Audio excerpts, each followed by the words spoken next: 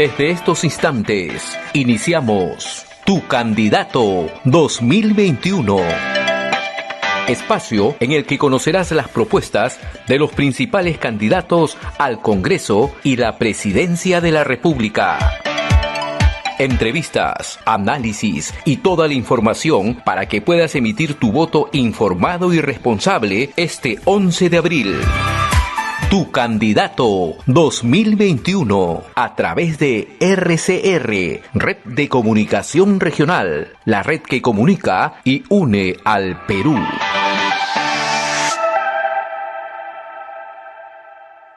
Hola, ¿cómo están? Muy buenos días, gracias por estar con nosotros nuevamente en Tu Candidato 2021, que ahora, como ustedes saben, tiene una agenda por la segunda vuelta, que va a tocar diversos temas de políticas públicas, temas de cómo está el país, y también, evidentemente, vamos a invitar y a conversar con los que ya participan de esta segunda vuelta, con los finalistas y con los que van a estar, digamos, protagonizando estas semanas que se nos vienen, que son muy complicadas. Y como siempre tenemos a Gustavo Nacamura en la conducción del programa y a George Denner también para hacer los comentarios introductorios. ¿Cómo ya esta es la segunda semana que se cierra de la segunda vuelta, George y Gustavo? ¿Cómo ven el panorama a 2 semanas con 2 encuestas ya en la mochila? Yo creo que la primera vuelta fue muy difícil para elegir votar por un candidato, pero ahora estamos en una situación que es muy fácil, porque cada día sabemos más de los programas que tienen. Y entonces, para mí, los peruanos tienen una oportunidad de elegir entre libertad y socialismo. Muy fácil. Esas son las dos cosas. O en otras palabras, tienen la oportunidad de elegir progreso o pobreza. Es muy fácil.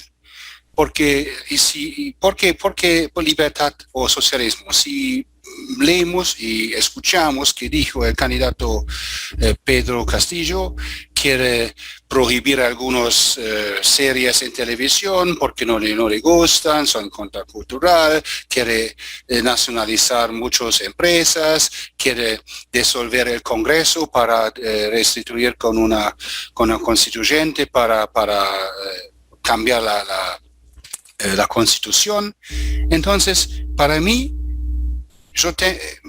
estos programas me recuerdan a los tiempos oscuros de China durante Mao. Es una revolución cultural, un programa de reeducación de toda la sociedad.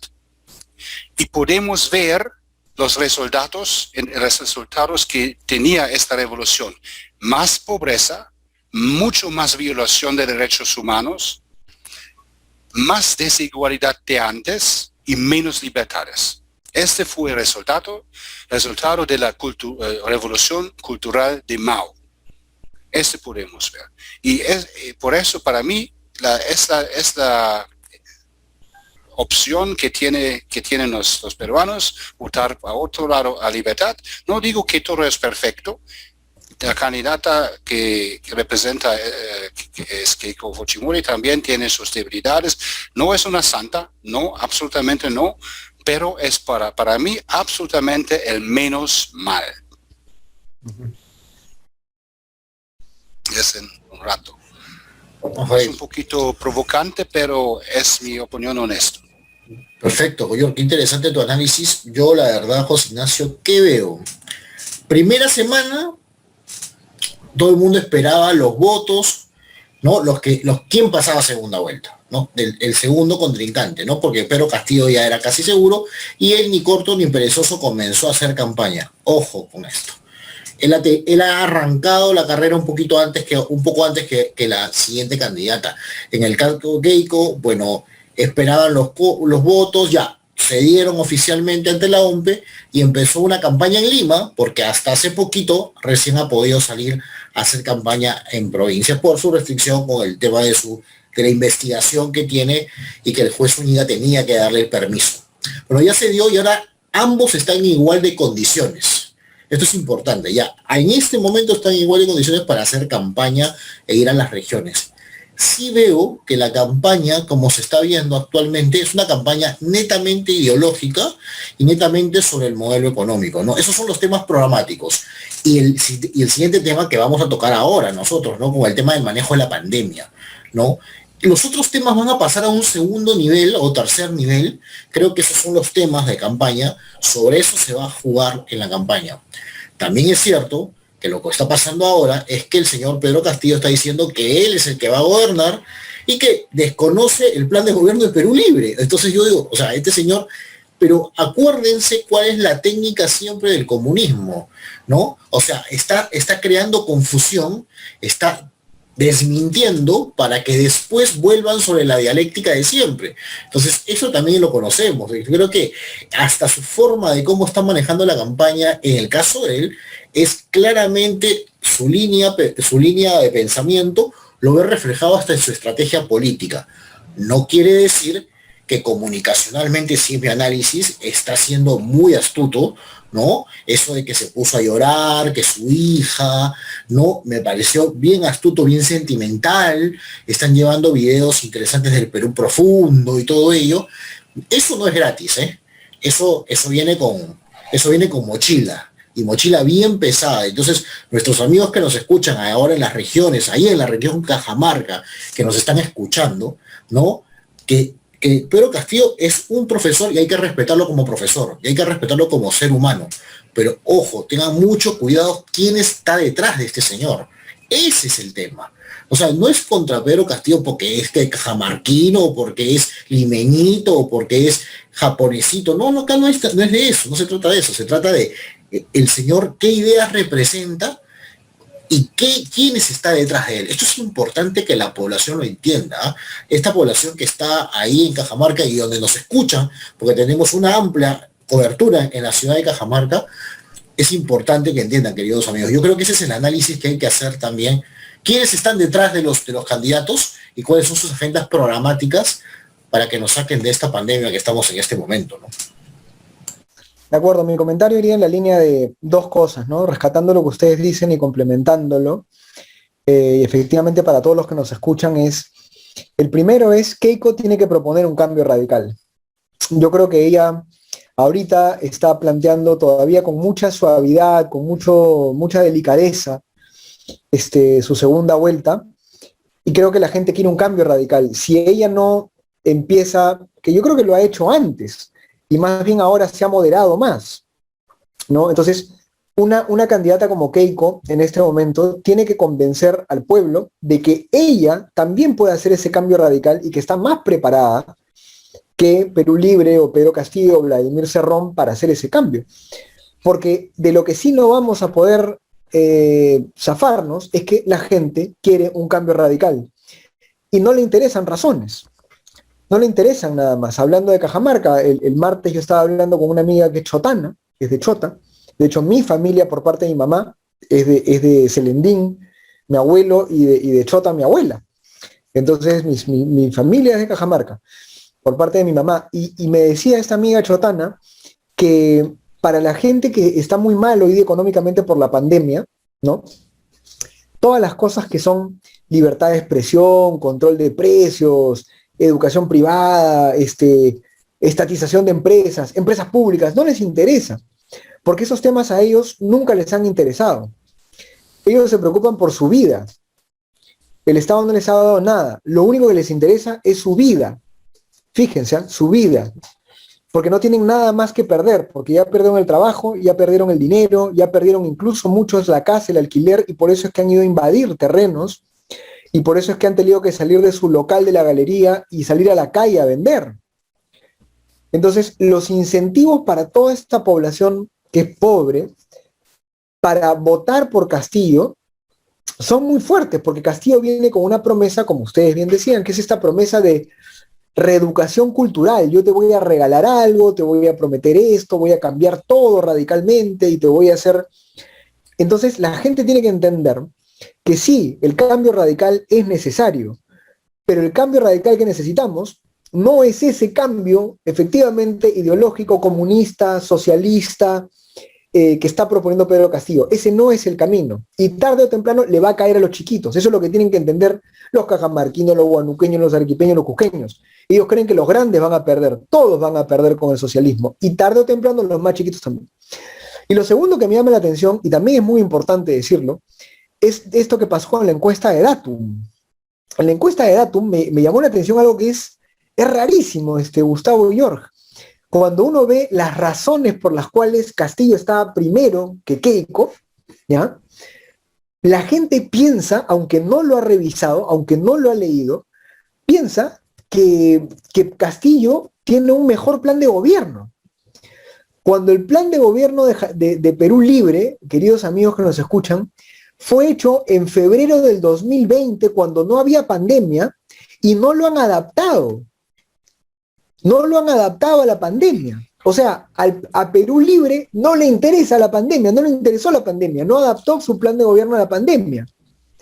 Ese es un mensaje muy fuerte, porque tienen que entender que el plan de gobierno, la parte técnica que está detrás, es muy importante, ¿no? Entonces, a mí me llamó mucho la atención eso, ¿no? Que tú ves la encuesta de Datum y salía de comparativo, ¿no? Te decían, mejorará la educación pública, Castillo 53%, cuando en verdad nada ha dicho Castillo que sea concreto, técnico sobre eso.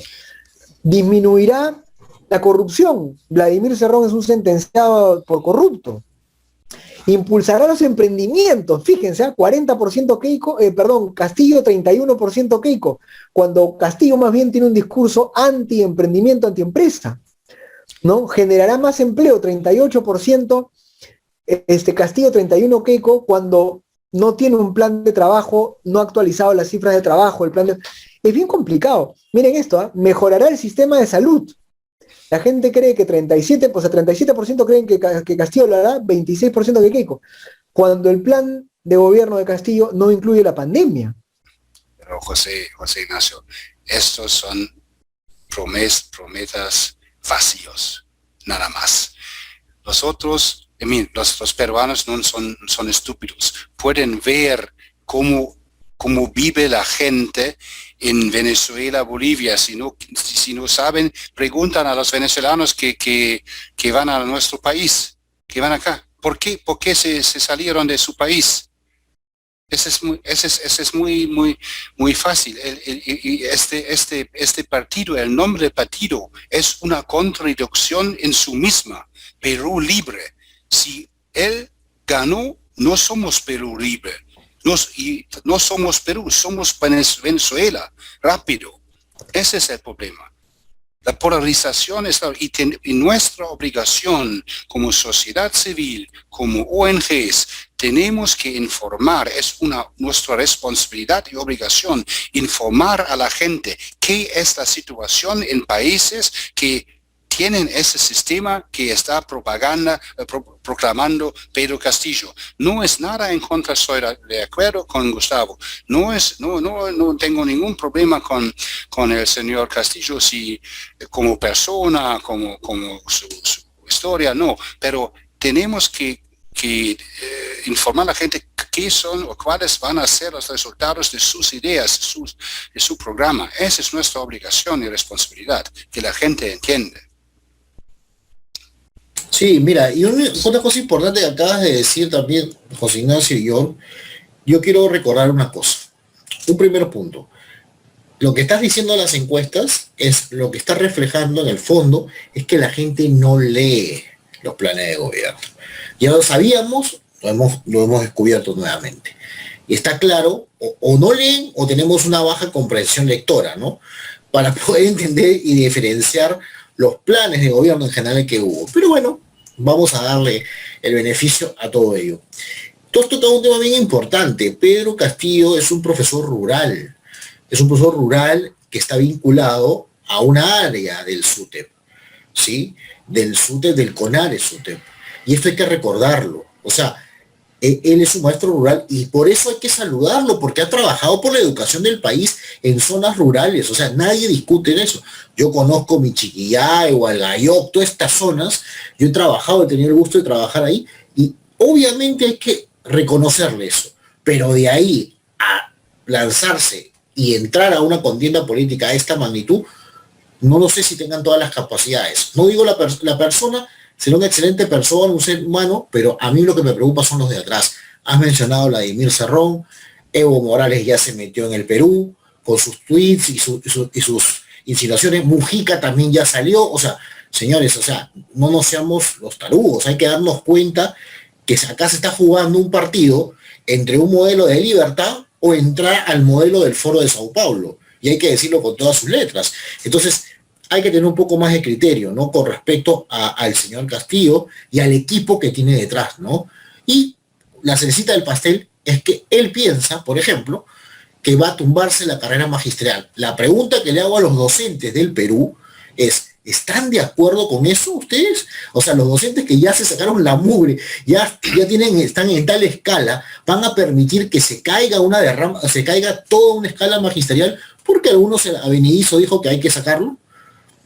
Ahí lo dejo. Es una pregunta que hay que hacerse también, y yo estoy de acuerdo que no todo el SUTEP está con el señor Pedro Castillo. Eso también hay que decirlo, ¿eh? Interesante. Si vemos a las encuestas, los 5 semanas antes, el señor Castillo tenía 1 o 2% en las encuestas. ¿Cómo fue posible ganar tanto? Si vemos qué campaña lo hizo este señor, fue muy fuerte y costó mucho plata. ¿De dónde viene esta plata? Él siempre está hablando de corrupción.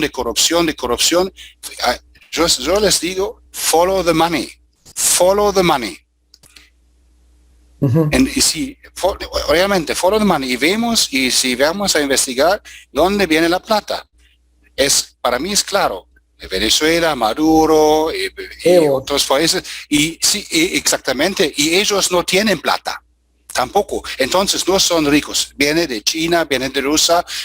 O si son ricos, si no tiene que hablar de pobreza si tiene tanta riqueza. Esa es un poquito una contradicción. Si vemos en todos estos países socialistas, las personas que están en el gobierno son riquísimos. Señor Castro no fue un pobre. Señor Chávez no fue pobre. Maduro no es pobre. Evo no es pobre. Esos son más ricos y la diferencia de ellos y el promedio de vida, el promedio de población en sus países es más grande que en Perú, en Alemania, en todos. Esa es la verdad. Esa también es la verdad. Así es, hay que ser más astuto, hay que ser más crítico, ¿no? En general, creo que eso es importante, hay que ser críticos con las posturas que va a tomar Keiko, con las promesas que va a hacer Keiko con su campaña, y hay que ser crítico con las posturas y con las propuestas y con las ideas y con la forma de trabajar de Pedro Castillo. Muchas gracias por esta introducción a ambos. Vamos a hacer una pausa en este momento y luego regresamos con nuestro invitado, que es un invitado muy importante que nos va a hablar de algo que es vital, que justamente tiene que ver con la vida de los peruanos, con su vida, querido oyente, con la gestión de la pandemia, la salud, y qué es lo que va a pasar con el COVID, que nos sigue atacando de una manera pero feroz. Vamos a una pausa y regresamos. Ya retornamos con tu candidato 2021.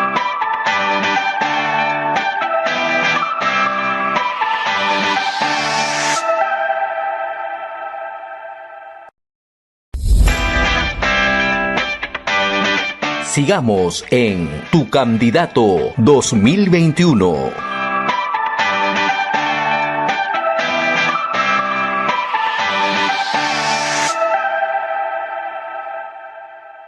Muchas gracias, regresamos de la pausa aquí en este programa Tu Candidato 2021, que conduce Gustavo Nakamura y José Ignacio Beteta, un servidor.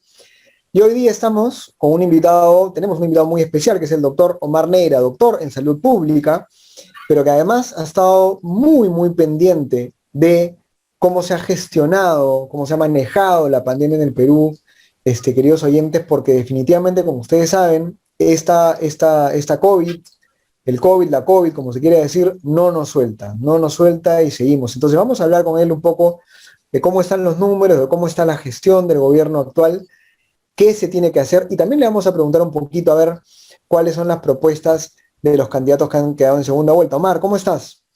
José Ignacio, Gustavo, encantado, gracias por la invitación. Gracias a ti. Primero lo primero, ¿no? La gente quiere saber un poquito en qué momento estamos, si estamos en un momento difícil, si está un poquito bajando, si estamos en el pico. ¿Cómo está el Perú? ¿Cómo está el país en términos de contagios, de muertes? Tanto las cifras oficiales, reales, y también la vida real a la que suelo tener acceso por estar yendo a hospitales, estar en contacto con la gente, te expresan que estamos en el peor momento de lo que va en la crisis, ¿sí? Esta es una segunda ola de contagios y fallecidos, y estamos en el pico de esta ola de fallecidos. Cuando se dice que en el Perú están falleciendo realmente 2 peruanos cada 2 minutos, no es una frase cliché, no es metáfora, es realidad. Hoy me pasó en una entrevista en Canal 5 en la mañana, había una chica de Ica que decía que había fallecido 13 personas de su familia, y durante la entrevista en vivo, una señora decía, me acaban de decir que mi esposo acaba de fallecer. A eso te expresa lo duro que está viviendo este país. Realmente es un desastre sanitario. Bien, doctor, pero hablando, es interesante y es duro, muy duro, lo que acaba de decir, porque todos lo hemos visto, ¿no? Todos hemos tenido o a un amigo, familiar o tío, y algunos han llegado a tener hasta sus propios padres o madre o hermanos que han fallecido por esto, ¿no? Hay gente que se está muriendo por falta de oxígeno, en fin. Viendo un poco el panorama, ¿cuáles son los principales errores que voy a subrayar la palabra hemos, ¿ya? Porque a veces dicen, claro, es fácil hablar de la pantalla, ustedes no son gobierno, nos pueden decir varias cosas a lo mejor, o porque ustedes son centros de pensamiento y no ejecutan nada. Pero vamos por el lado hemos, porque creo que es una responsabilidad de todos los peruanos en esta historia. ¿Qué errores hemos cometido, ¿no? Para poder llegar a este punto? ¿Cuáles son los principales errores que hemos cometido? Como sociedad, no comprendimos la gravedad de este problema sanitario, y 3 cosas que pudimos hacer bien como sociedad hasta el día de hoy no comprendemos. ¿Sí? No, para mí es inconcebible, y en la calle veo y digo, ¿qué hago? Cuando todavía veo personas de todo estrato cultural, social, o sea, no es a nivel de un estrato específico, a todo estrato, que no usen la mascarilla adecuada y en forma adecuada. Eso no es posible. Entonces, sobre todo un estrato con cierto grado de poder adquisitivo, que no es mucho que tenga una mascarilla, tú ves que están andando sin mascarilla, y cuando le pides que se ponga, pues ya sabes a dónde te mandan, porque te dicen, es mi libertad. No hemos entendido que eso es fundamental. No hemos entendido que las medidas de bioseguridad en casa son realmente importantes, el lavado de manos básicamente, y luego el tema de distanciamiento como concepto filosófico llevado a la práctica, que quiere decir que con José Ignacio yo podría haberme juntado un par de veces, como tal vez lo planificamos en esta crisis, en alguna reunión. Eso no es posible, y eso se llama distanciamiento. O sea, no podemos juntarnos en ambientes cerrados. Si necesitamos, te vas a un parque donde hay mucha ventilación con mascarillas a 2 metros de distancia. Y ese concepto tampoco como sociedad lo entendimos en las fiestas, en las marchas, en todo lo que hemos visto, hemos venido diciendo. Y entonces como sociedad fallamos en esta parte. ¿Qué pasó como Estado? El Estado y el gobierno en general hicieron las cosas al revés. Y eso es incomprensible, porque tú tienes la evidencia científica y analizas. Y entonces, en salud pública tienes 2 opciones para manejar una pandemia. No hablo de un tratamiento individual de enfermedades. O vas por el sistema hospitalario y dices, atiendo a los enfermos y los salvo, y el médico especialista en general está preparado para ello, pero para eso necesitas recurso humano, infraestructura y logística y gestión. Y haces lo que han hecho la mayoría de países del primer mundo inclusive, no ir por el sistema hospitalario, sino ir por la prevención, que no se contagie. Y ahí viene todo esto de las pruebas, el seguimiento, todo eso se llama prevención, atención primaria. Y optamos por, vamos a hacer camas UCI, vamos a comprar oxígeno, y que esto.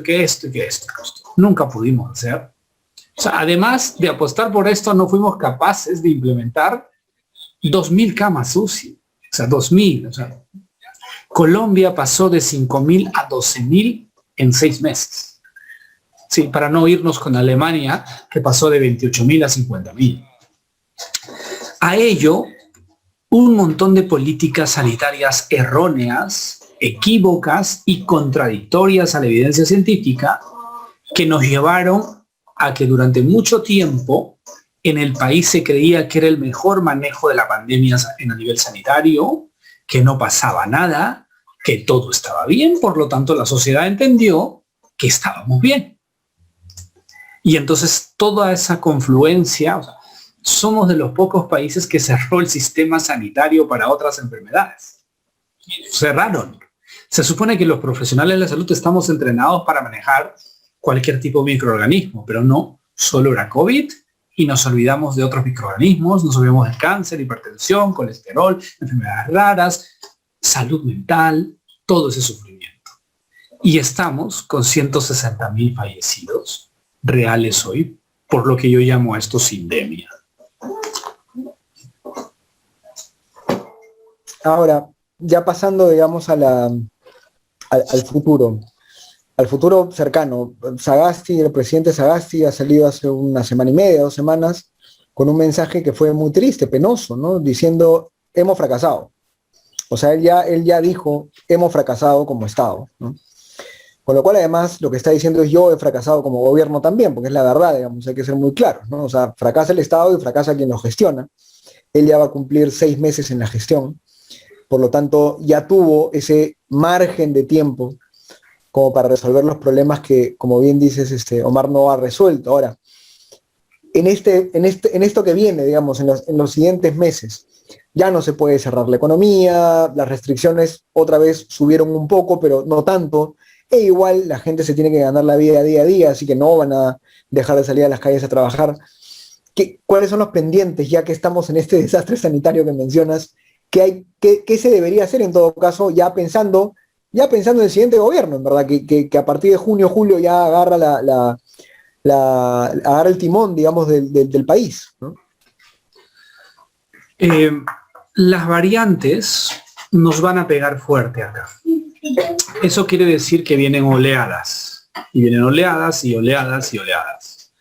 Y primero tenemos que intentar atenuar las oleadas. ¿Cómo hacemos eso? Con lo que se dice vigilancia epidemiológica. Necesitamos implementar un programa de vigilancia epidemiológica muy potente, no para evitar que aparezcan las olas, es para atenuar el impacto de estas como esta segunda.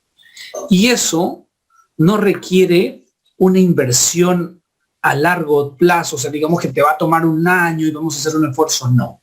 Tú puedes implementar un sistema de diagnóstico molecular potentísimo, 100.000 pruebas diarias, creo que en 30 días. Y no te lo dice alguien de escritorio. Yo he recorrido el país haciendo esto, he ayudado a traer pruebas moleculares al sector privado, a traer laboratorios, y eso lo haces en una semana. Sí, o sea, entender eso no es descabellado. Lo dijimos hace un año, se podía, se puede. Sector privado hoy hace 25.000 pruebas diarias, así tranquilo, sin pestañear. El público no lo sé, pero eso necesitas por una razón. Siempre habrán fenómenos y rebrotes, y necesitas ir a un rebrote, atacarlo ahí, congelarlo, buscar el seguimiento y parar la cadena contraria. Se te van a escapar poblaciones vulnerables y para ellos necesitas tratarlos. Y el principal el principal mecanismo de tratamiento es los primeros niveles de atención que soporten a los casos leves para que no lleguen a hospitales, y cuando llegan a hospitales, el oxígeno. Yo no concibo después de 14 meses que nos falte oxígeno por una razón. El oxígeno, si tú pones plantas de oxígeno, tienes oxígeno siempre en los hospitales, ya no sales a comprar oxígeno. Pero hoy, con Sagasti, seguimos comprando oxígeno. Sí, O sea, es inconcebible que la gente en un hospital esté llevando su oxígeno al lugar donde tiene que fabricarse el oxígeno. Sí, o sea, yo no concibo y no, para mí no es válida la respuesta en que me digan, Omar, no hay plantas. Hay plantas. Yo tengo conocimiento de por lo menos una en los últimos 60 días que se le ha presentado a Sagasti, a Bermúdez, a Ugarte y le dicen, señores, soy una compañía europea, tengo plantas como dispositivos médicos, no las fabricadas, ensambladas con la URI, no, plantas de verdad para este problema de entrega inmediata. Casi a mitad de costo de lo que pagamos por la URI. Nada. Y eso se llama gestión. Y una pregunta que sí viene a pie y acaba de decir el tema del oxígeno y todas estas situaciones que estamos viendo, pero ya de cara ahorita que entrará un nuevo gobierno y tenemos dos opciones, ¿no? El país nos ha puesto en dos opciones, nos guste una o la otra, pero tenemos dos opciones. Esa es la democracia. ¿Cómo ve el manejo? ¿Qué plantean ambos? ¿Ha podido llegar un poquito a analizar qué está planteando cada uno de ellos? ¿Tienen más o menos por dónde llevar? Porque sería preocupante que venga un gobierno que otra vez experimente cuando la evidencia que usted está diciendo está evidencia científica. Hay muchos expertos, como usted, ya han hablado del tema. ¿Cómo analiza esto en los dos planes de gobierno o las propuestas que están dando los candidatos sobre el manejo de la pandemia? Viendo el desarrollo de la primera vuelta y haciendo un análisis, no se priorizó en la primera vuelta el problema de la pandemia. Debe ser una deformación profesional, pero para mí el gran problema de este país, ahora y los próximos 3 años, es el sanitario. Y tenía que ser el foco de discusión de la primera vuelta y no lo fue. Para la segunda vuelta, Perú Libre ha presentado un plan, pero ellos dicen que lo terminaron en febrero del 2020, por lo tanto, no incluye temas específicos de la pandemia. Fuerza Popular basa mucho en vigilancia epidemiológica, ellos lo plantean bien, bajo este paradigma de hacer una vigilancia potente, identificar, aislar, y eso lo hacen bien, pero eso no lo es todo. Necesitamos estructurar adecuadamente en emergencia y eso se llama capacidad de gestión. Entonces, no veo tan claro en el caso de Perú Libre que tenga una propuesta concreta de gestión y nos diga, esta es la ruta que yo voy a seguir para bajar el nivel de contagio, para atenuar, para tratar y salir de esto. Dentro de esto se encuentran también las vacunas. El caso de Fuerza Popular lo pone mucho más explícito, tienen una idea, digamos, más acorde a este paradigma, ¿sí? Pero igual no termina de centrar el problema general sanitario y por lo tanto creo que entre los dos pareciera que si haces un análisis en frío, la capacidad de gestión de Fuerza Popular te diría, yo te traigo una batería de vacunas, yo te voy a hacer vigilancia epidemiológica y entre ambas esa parecería una fórmula que podría intentar sacarnos de esta crisis. Ahora hablemos un momento ahora de los planes de gobierno, entrando ya más en detalle. Tú has mencionado algo muy importante, el plan de gobierno de Perú Libre fue planteado antes de la pandemia, por lo tanto no tuvo, lo cual es un problema el plan de gobierno, porque debieron haberlo actualizado, debieron haber, digamos, adaptado las cosas a la realidad actual o lo que venía después, o lo que pasó luego. Pero ya vamos a pensar en el plan de gobierno de Keiko Fujimori, de lo que puedes haber visto, y las propuestas que ha hecho en las últimas declaraciones los voceros y el mismo Pedro Castillo, algunos documentos. Sin tener que ser ni muy crítico, ni tampoco muy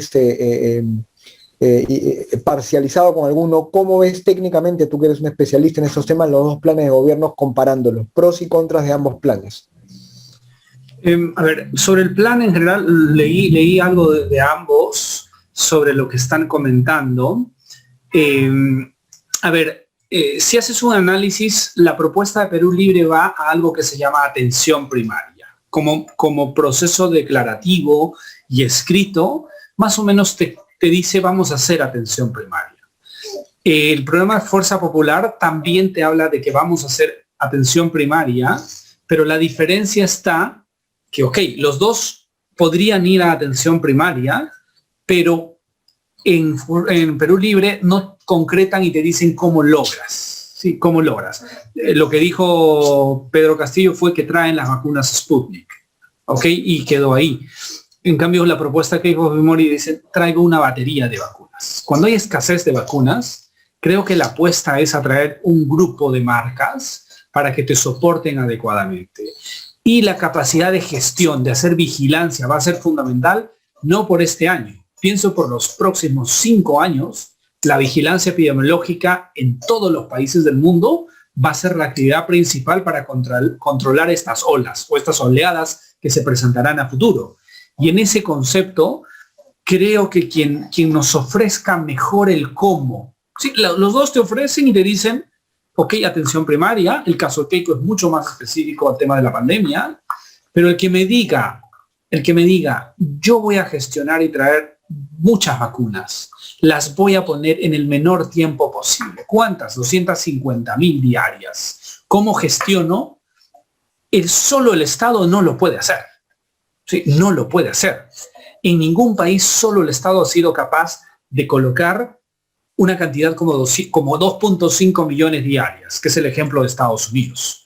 Ahí se ha puesto la cooperación público-privada y entonces tienes en todo un país un esquema muy distribuido para que cuando pases por la esquina te digan tengo la vacuna. El caso de Israel. Tú tienes la Fuerza Armada, que en Israel pues todos los jóvenes hacen voluntariado y la gente con especialización hacia salud está en la entrada de las discotecas y José Ignacio está entrando a la discoteca y le dice, señor José Ignacio, ¿se puso la vacuna? No, ponga el brazo y blum, te ponen la vacuna. Y eso es una estructura muy grande de propuesta país, o sea, no Estado únicamente. Y creo que esa podría ser la fórmula de cooperación donde todos, como país, los involucrados en salud, podamos armar un esquema que nos permita salir. La vacuna hoy representa la esperanza de vida y la salida de esta crisis para una nueva normalidad, que es la de Gibraltar, que es la de Israel, que será prontamente la de Chile. Si funcionan bien la calidad de sus vacunas, posiblemente Estados Unidos en algunos estados más o menos funcionará, Reino Unido y algún país europeo que logre gestionar. Y esa va a ser la fórmula para salir de esto. Perfecto. Yo la última pregunta que quiero hacerle, doctor, porque mucho se ha hablado de que los niños no se contagian, en algunas zonas sí. El Estado, en el caso del Ministerio de Educación, ha pedido que las zonas rurales vuelvan paulatinamente, donde no hay virus y todo ello. ¿Usted realmente aconseja que en este momento, en el pico que está la pandemia, regresemos a clases presenciales, así sea progresivo, en zonas alejadas, a pesar que sabemos que el maestro no vive en esa zona y se traslada de una zona a otra? ¿O es un poco optimista, por decirlo así, querer volver a una presencialidad? Como concepto teórico personal, soy de las personas que durante todo este tiempo creía que las escuelas tienen que abrir porque hay otro problema, que vamos a dañar generaciones de los pequeños, sobre todo los más pequeños. Pueden ir los chicos grandes de colegio también verse perjudicados, pero principalmente el ser humano necesita interrelacionarse. Y esto tú lo consigues en el colegio. Y eso no se da como concepto teórico. Para mí es fundamental que las escuelas deben abrir. El problema en este país es que el nivel de contagio no lo permite. ¿Cuándo debería abrirse? Cuando tengamos un sistema de vigilancia potente que te permita en ciertas zonas identificar y decir, yo tengo mapeada a esta población y la puedo controlar y controlo un brote. Y esto no es teórico, Gustavo. Hemos podido diseñar estrategias a nivel privado en poblaciones de 10.000 personas y tenemos estrategias desarrolladas a nivel nacional donde al sector privado hemos podido soportarlo, hacer burbujas laborales, identificar rápidamente, aislar y que continúe el sistema. Y eso puede ser llevado a la educación, pero siempre y cuando tengas un programa de vigilancia epidemiológica. Hoy como está, contra mi concepto teórico, contra mi deseo personal y contra mi forma de ver que la educación es fundamental y el equilibrio educación-salud, tal vez por también otra tara personal y profesional que tengo, es que yo he aprendido a vivir y a querer el SARS-CoV, entre comillas, por favor, y tómenlo así, porque a los virus los empiezas a entender para convivir, porque vamos a convivir con ellos. Creo que por ahora no se pueden abrir, ¿no? Creo que por ahora no. Interesante. Bueno, hay movimientos que ahora se están formando, digamos, de padres, ¿no? Para poder abrir las escuelas, para que regresen a las clases. Y yo los entiendo, porque efectivamente todo este ámbito, digamos, de la inteligencia emocional, de la inteligencia social, de la socialización de los chicos, el deporte, ¿no? La vida, digamos, activa que tienen que tener es algo que a los padres nos preocupa mucho. Pero bueno, miren, en resumen y para concluir un poco con la conversación que ha estado sumamente interesante, creo que yo rescato tres cosas, ¿no? Lo primero es esta especie de estrategia muy importante de control epidemiológico, digamos, de perseguir al virus donde está, que como tú bien dices también, lamentablemente es muy difícil realizarlo de una manera profesional, sofisticada, técnica, con este estado que tenemos, pero digamos, por ahí va la ruta, ¿no?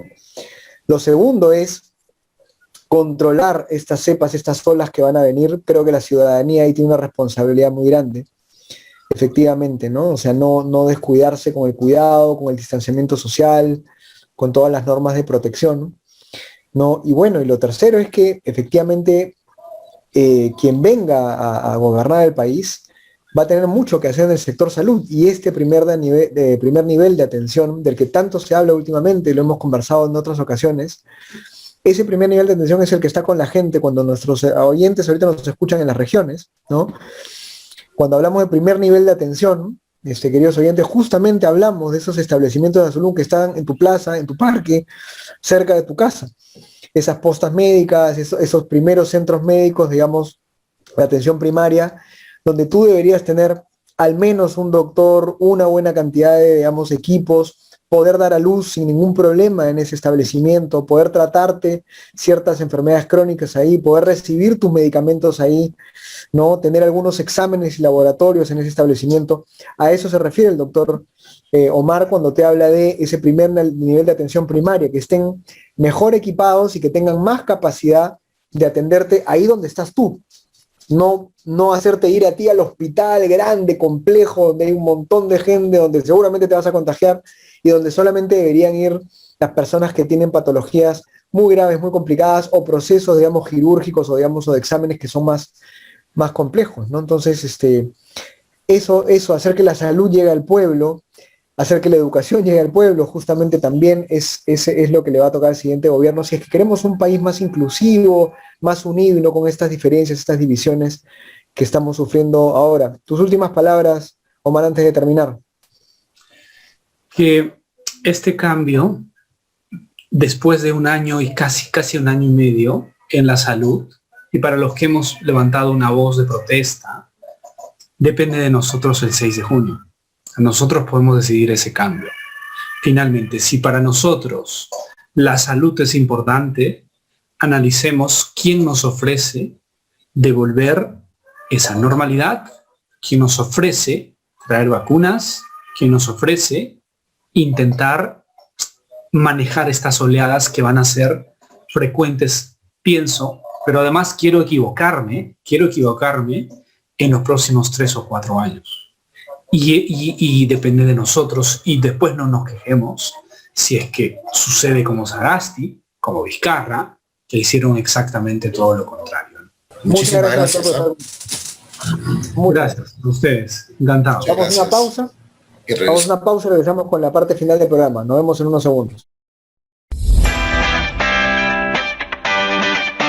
Ya retornamos con tu candidato 2021.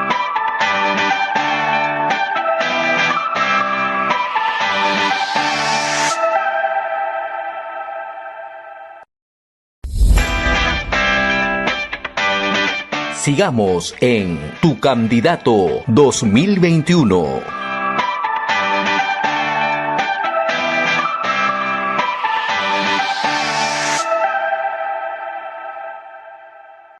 Regresamos a tu candidato 2021 después de la pausa y vamos simplemente ya con los comentarios finales con Gustavo Nakamura. Bueno, una muy buena conversación con el doctor Omar Neira y también una buena introducción, digamos. ¿Cómo ves entonces este tema de la salud y el contexto político? ¿Qué piensas de lo que hemos visto hoy día? Mira, yo creo que Omar ha sido muy claro, ¿no? Muy claro, muy directo. Creo que ha sido muy didáctico, ¿no? Lo hemos visto en varios medios siempre. Y ha sido puntual en decir 1, 2, 3 cosas puntuales. Los errores, por ejemplo, que hemos cometido como país. El panorama no es nada alentador, ¿no? Nos ha descrito claramente qué piensa uno y qué piensa el otro. Uno de ellos no tiene nada y el otro pues tiene algunas medidas. Ciertamente tiene un buen vocero como el señor Bustamante, me parece que es el doctor. Claro, pero no solo no va a poder resolver la pandemia, necesita el apoyo de todos. Ojalá lo veamos a Omar incluso colaborando con esto, porque al final necesitamos de todos en este momento para salir adelante, pero sí es complicada la situación, dramática. Y el último punto que le pregunté sobre la educación, me parece que bastante atinado, ¿no? La palabra que ella dijo, ¿no? En este momento no es recomendable, ¿no? Y eso también da tranquilidad al padre de familia que también nos puede escuchar, ¿no? Porque a lo mejor en la zona de Cajamarca o Junín, en la que nos escuchan, en Ollón, nos dirán, oye, mi escuela va a abrir, ¿no? Lo más recomendable en este momento no. Cuidado, ¿no? Esperemos y tengamos todos los círculos de acuerdo para poder regresar, que todos queremos regresar a la presencialidad, todos queremos volver a encontrarnos con nuestros amigos, que todos queremos de repente hacer unas parrilladas que hacíamos antes, todos queremos, ir a repente a un pub, a una discoteca, todo el mundo quiere salir, quiere viajar, ¿no? Pero bueno, estamos en esta situación. Creo que el mensaje es clarísimo que ha dado Omar, me parece. Sí, de acuerdo. Y creo que también, ya como cierre, a todos nuestros oyentes, es muy importante que ustedes vean los planes de gobierno, vean las propuestas. Yo creo que la parte emotiva, la parte sentimental, el cambio radical del que hablábamos al inicio del programa, todo eso es un discurso. Ustedes recuerden eso, los políticos son muy buenos con los discursos, son muy buenos con las palabras bonitas, son muy buenos con las emociones, con los sentimientos, son muy buenos con los videos y con los micrófonos, pero miren las propuestas, vean si es que tienen la capacidad para hacerlo, si es que las explican bien. Creo que ahorita la salud es un tema importantísimo, por eso lo hemos tocado hoy día. Entonces revisen, ¿no? Infórmense, a ver, vean cuáles han sido las declaraciones de los congresistas que han sido elegidos de Perú Libre y de Fuerza Popular, de los vicepresidentes, de los voceros, de la misma Keiko, de Castillo, o de Vladimir Cerrón, que también ha estado vinculado, que está vinculado a la campaña de Castillo. Vean ustedes a los políticos a ver qué dicen, y si lo que dicen es técnico, tiene sustento, ustedes son gente inteligente, no se dejen engañar, ustedes quieren que sus hijos sean personas de bien inteligentes, piensen siempre, yo siempre pienso así con mis hijos, Gustavo, siempre digo, a mí me gustaría que los políticos me hablen, ¿no? Y sean tan bien formados como yo espero que mis hijos lo sean, ¿no? Sean profesionales como yo me imagino a mis hijos, ¿no? Y cuando ustedes, obviamente es difícil en el Perú porque siempre nos hemos quejado de nuestros políticos, pero más allá de eso, traten de ponerle esa vara alta a los políticos, ¿no? Antes de pensar en su voto, pónganle la vara alta, no le regalen su voto a nadie. Y bueno, será hasta la próxima semana, Gustavo. Nos vemos la próxima semana en este programa Tu Candidato 2021. Esperemos que la otra semana algunas candidatas o candidatos que han sido que ya son virtualmente congresistas, ¿no? Como se dice, ya congresistas electos, podamos tenerlo para preguntarle cuál es la agenda legislativa.